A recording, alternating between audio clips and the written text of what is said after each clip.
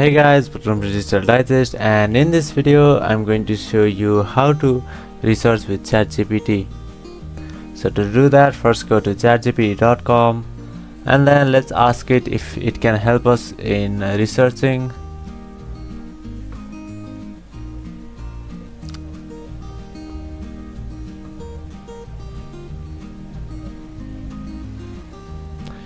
There you go, it can help us in research.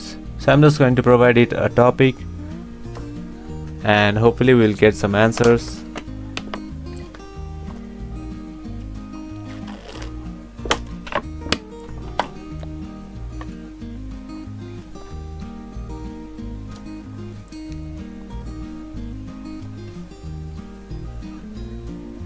Here we go.